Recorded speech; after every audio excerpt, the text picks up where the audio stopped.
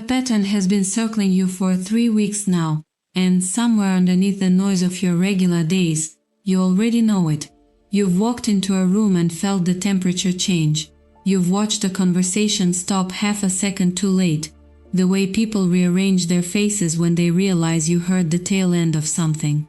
You've told yourself it's nothing. You've told yourself you're imagining it. You are not imagining it. This isn't about one person. That's the part your mind keeps skipping past, because one person is easy to explain away. A bad mood, a busy week, a misunderstanding. But this is a group. Multiple people in more than one setting, circling the same subject without ever saying it to your face. A shared glance across a table. A message thread that goes quiet the second you're added to it. Someone starting a sentence with your name and stopping. You felt the shape of it, even without the details. That specific unease of being discussed rather than spoken to, it sits differently in the body than ordinary self-consciousness. It's sharper, it lingers, and for 3 weeks you've carried it alone, turning it over at night, wondering if you're paranoid, wondering if you're finally cracking under pressure you didn't know you were under. I need you to hear this clearly. You're not cracking, you're perceiving. This message is arriving today because today isn't a random day for you to be receiving it. Today carries its own kind of alignment, a doubling, a moment when what's hidden tends to surface faster than usual, when things that have been building quietly for weeks finally tip over into the open. That's not a coincidence, and it's not superstition, it's timing. And the timing is why this is reaching you now instead of 3 weeks ago, when it might have found you too raw to hear it, or 3 weeks from now, when it might have found you too late. What's been circling you isn't malicious in the way your fear wants to paint it. It's bigger than gossip and stranger than judgment. There's a collective awareness that moves between people faster than any of them realize. Thoughts and impressions that jump from one mind to another without a single word being spoken aloud.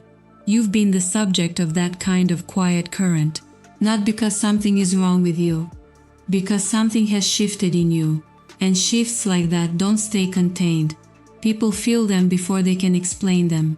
That's where this starts, not with what they've said, with what they've sensed, and why it's been so hard for them to keep it to themselves. You already know some of what they've said, even without hearing a single word directly. You know it because you felt the shift in how people treat you, a little more careful, a little more watchful, like they're handling something that might break or something that might surprise them. That's not you being sensitive. That's you reading a room correctly. Here's what's actually been happening. For 3 weeks, a specific group of people who know you, who've known you for a while, have been talking about a change they've noticed in you. Not behind your back, out of cruelty, out of something closer to confusion. They've seen you stop reacting the way you used to react.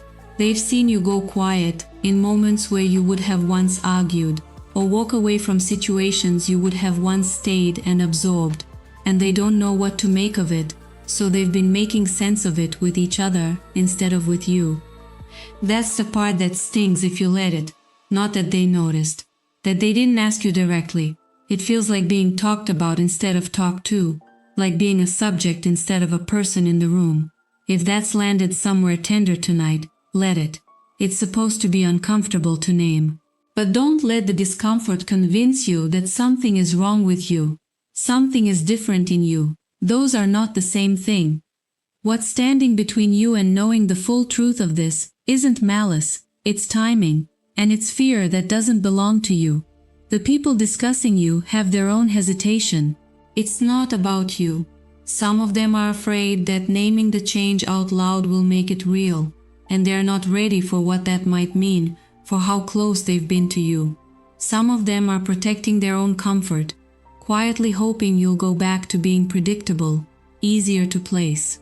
And some of them genuinely don't know how to bring it up without sounding strange, so the conversation keeps happening in the spaces where you're not, in cars on the way home, in messages typed and then deleted, in glances traded across a room, instead of words traded across a table. None of that is about your worth. It's about their unpreparedness for someone changing faster than they expected. You didn't do anything wrong by changing, you just did it a little ahead of schedule for the people around you, and now they're catching up in the only way they know how, quietly, among themselves, circling something they haven't found the courage to bring straight to you yet. This is where it matters that you're not carrying this alone, even though it's felt that way.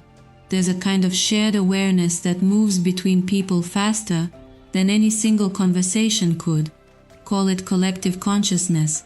Call it the way a room can sense a mood before anyone says why. That current has been active around you for exactly the 3 weeks you've felt watched. It's not working against you. It's been carrying the early impressions of your change outward, softening the ground before the actual words arrive, so that when this does finally come into the open, it lands less like a confrontation and more like something people were already, quietly, coming to understand. Think of it as preparation happening on your behalf, without your effort. You haven't had to explain yourself to anyone yet, and already the people around you have started adjusting their sense of who you are. That's not small. Most people have to fight to be seen differently. You're being re-seen without lifting a finger, simply because what changed in you was real enough to travel. You'll recognize a few of these, and I want you to actually notice which ones apply, not just nod along.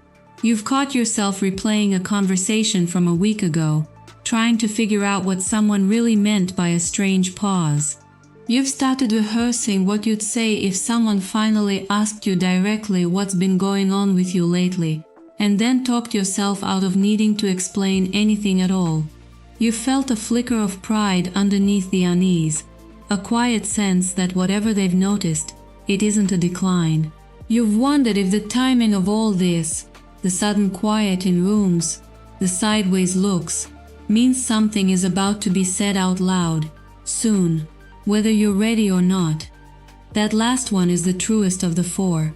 Something is about to be said out loud, not because you're forcing it, because 3 weeks is exactly how long this kind of quiet current takes to build enough pressure to surface on its own. You haven't been shrinking under the weight of being discussed.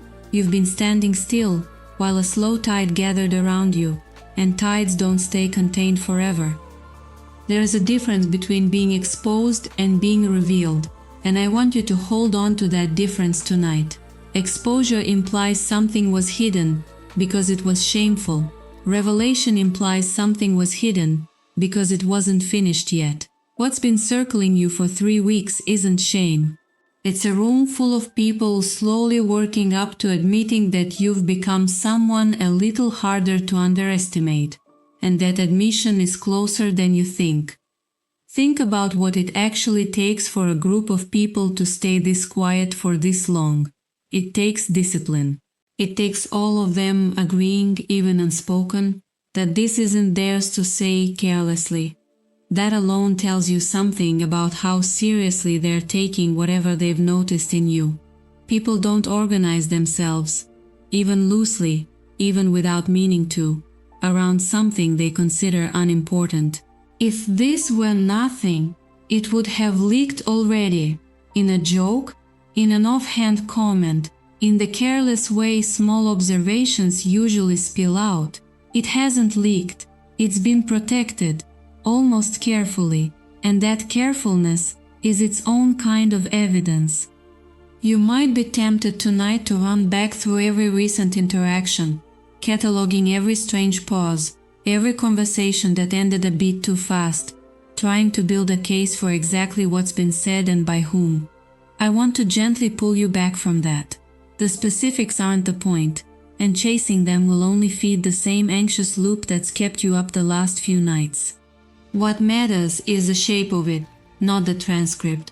And the shape of it is this: you've become someone people are quietly recalibrating around, and recalibration, however uncomfortable in the middle of it, is what happens right before someone is taken more seriously, not less. There's another layer here worth naming plainly. because it's easy to miss under all the unease. Some of what's been said about you hasn't been cautious at all. Some of it has been something closer to admiration, said in the kind of voice people use when they're a little surprised by someone and don't quite know how to say it to their face yet. A shift in how someone handles pressure, a steadiness that wasn't there before. A refusal to be pulled into situations that would have swallowed you whole a year ago. People notice restraint. People notice growth, even when they don't have the language for it yet, and even when their first instinct is to talk about it privately before they figure out how to bring it to you directly. That's the peace I want sitting with you tonight, instead of the anxious peace. Not, what are they saying about me, but what have I actually done, quietly, these last few weeks, that's become noticeable enough to talk about. Sit with that question for a second. You already know part of the answer. You've felt yourself hold a boundary you would have abandoned before. You've felt yourself walk away from a version of a conversation you used to lose yourself in completely. Those aren't small shifts. Those are exactly the kind of shifts that ripple outward into rooms you're not standing in. So when the quiet breaks, and it's close to breaking, you won't be walking into an ambush. You'll be walking into a room full of people finally catching up to something that's already true about you. It already happened, in case you haven't caught it yet. Somewhere in the last few days, someone slipped. A comment landed a little too specific to be casual. You've seemed so different lately, that carried the whole 3 weeks of quiet conversation behind it, even if the person who said it didn't realize how much they were giving away. You might have felt it and brushed past it, telling yourself it was just a strange thing to say. It wasn't strange, it was the seal breaking. You don't need to brace for what happens next, and I want to give you permission to actually let that sink in, instead of just hearing it and moving on. You've been rehearsing your defenses for weeks, imagining what you'd say if someone finally admitted what's been said, deciding in advance how you'd protect yourself from whatever comes after this. You can set that down now. Nothing that's already surfaced, and nothing still on its way, requires a defense. Give yourself permission to let that quiet circle of people finally see the version of you they've been circling around for 3 weeks. Not the version you used to be, back when you were easier for them to predict. If someone brings it up soon, and someone will, you don't have to minimize it, and you don't have to explain yourself into smallness to make it comfortable for them. You've earned the shift they've noticed. Let them catch up to it, instead of shrinking to meet where they left you. Whatever comes next from here, directly or not, doesn't change what's already true. The seal is broken now.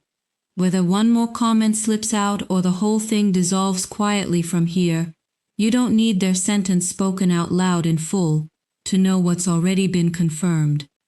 I think about how this started tonight, that unexplained tightness, the quiet you kept catching in rooms you walked into, the sense that something was circling you that you weren't allowed to name yet. It was never a warning. It was the sound of people slowly working up the nerve to say what they'd already started believing about you. You weren't being watched with suspicion. You were being watched the way people watch something changing shape right in front of them, carefully, because it matters. Let yourself feel steady in that tonight, instead of exposed by it. If tonight is one of those nights where this feeling keeps circling back, the Divine Timing Journal is there to help you hold the shape of it before it slips away. You'll find it linked below.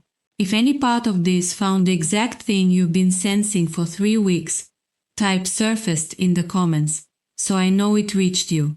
Subscribe if you'd like more of these to find you when you need them.